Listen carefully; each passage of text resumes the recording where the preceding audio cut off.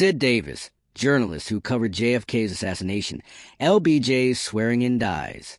Sid Davis, who died on October 13th, was the only living reporter who observed Lyndon Johnson sworn into the presidency on board Air Force One.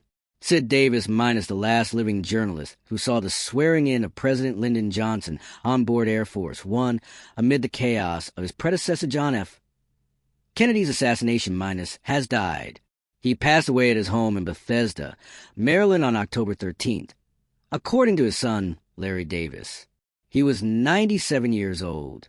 Davis was a 34-year-old reporter for Westinghouse Radio when he was among the small number of reporters scheduled to fly on Air Force One as President Kennedy flew to Texas on November 20th, 1963. The next day, when JFK was shot as his motorcade passed Dealey Plaza in Dallas, Davis was riding in the press bus a half-dozen vehicles back from the president's open limousine.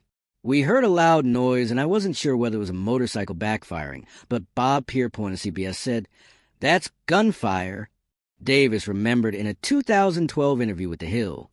Then we heard more shots and saw people running for cover on the grassy knoll, and then everything turned into chaos. He was among the reporters at Parkland Memorial Hospital who heard a Catholic priest, Father Oscar Huber, declare he had just administered Kennedy last rites. 8 anxious White House aide gathered Merriman Smith of UPI, Charles Roberts of Newsweek, and Davis to be driven in an unmarked police car to Love Field in Dallas to witness the new president's inauguration. As they came onto the tarmac close to Air Force One, a hearse carrying JFK's body, and Jacqueline Kennedy was approaching, too. The reporters were brought into the plane, where LBJ was ready to be sworn in.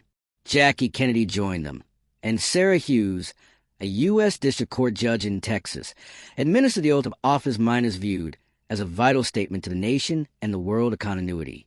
The White House allowed only 2 reporters to take the aircraft back to Washington, so Davis got off the plane. When the press bus came a few minutes later, he stood on the trunk of a car and briefed a jostling mass of journalists about what he had seen. Davis, a native of Youngstown, Ohio, later became the Washington bureau chief and vice president of NBC.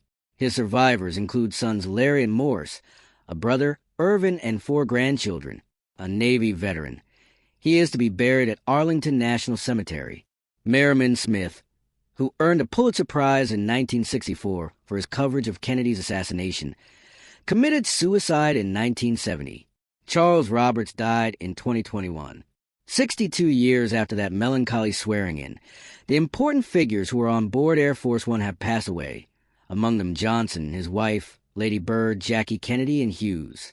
The top administration aides would also have died, including Kenneth O'Donnell, Larry O'Brien, Jack Valenti, Malcolm Kilduff, Pamela Turnure, Evelyn Lincoln, and Bill Moyers. Moyers died in June at age 91. The news of Sid Davis's passing on October 13th, 2025, at the age of 97, marks the closing of a living chapter of American history. Davis, a journalist who observed firsthand the swearing-in of Lyndon B. Johnson aboard Air Force One following the assassination of John F. Kennedy, was more than a reporter. He was a witness to one of the most pivotal and traumatic moments in the 20th century United States. As the last surviving journalist to have been present on that fateful plane in November 1963, his death signals not only the passing of an individual, but also the fading of a direct human connection to one of the most profound crises in American political life. The story of Sid Davis is inseparable from the story of that day in Dallas, a day that changed the trajectory of the nation and reshaped the American public's relationship with both the presidency and the media. As a 34-year-old reporter for Westinghouse Radio, Davis had been assigned to cover President Kennedy's trip to Texas on November 20th, 1963. In the tense hours that followed, Davis found himself not just as an observer, but as an immediate witness to events that would be etched into the national consciousness. On November 22nd, 1963, Davis was riding in the press bus, a half-dozen vehicles behind Kennedy's open limousine, when shots rang out in Dealey Plaza. His recollections of that moment, initially mistaken the first sound for a motorcycle backfiring, only to realize, along with colleagues like Bob Pierpoint, that gunfire was indeed raining down, revealed the chaotic and almost surreal atmosphere of the assassination. What makes Davis's perspective unique is the immediacy with which he transitioned from witnessing tragedy to bearing witness to history. Following the shooting, he was present at Parkland Memorial Hospital, where he, along with other journalists, heard Father Oscar Huber announce the administration of last rites to Kennedy. From the horror of that hospital room, Davis and a small contingent of reporters were whisked to Love Field to cover the unprecedented swearing-in of a new president in the midst of national shock. This act, swearing in Lyndon Johnson as the nation grappled with the reality of its fallen leader, was not merely ceremonial. It was a stabilizing measure, a signal of continuity amid chaos, and Davis's presence placed him at the epicenter of history as it was unfolding. The swearing-in aboard Air Force One was an extraordinary confluence of symbolism, urgency, and grief. Davis, along with Merriman Smith of UPI and Charles Roberts of Newsweek, witnessed Judge Sarah Hughes administer the presidential oath to Johnson. Jackie Kennedy, still in her blood-stained suit, was there as well, an indelible figure of mourning and dignity. The scene encapsulated the intersection of personal loss and institutional stability. The grieving widow, the new president, and the journalist tasked with chronicling an event that would define the nation's collective memory. For Davis, as for his colleagues, this was journalism in its rawest, most historic form, an unfiltered glimpse into human emotion, political transition, and the weight of history converging in one moment. Sid Davis's career, however, extends beyond this single, albeit extraordinary, episode. A native of Youngstown, Ohio, and a Navy veteran, Davis eventually became the Washington bureau chief and vice president of NBC.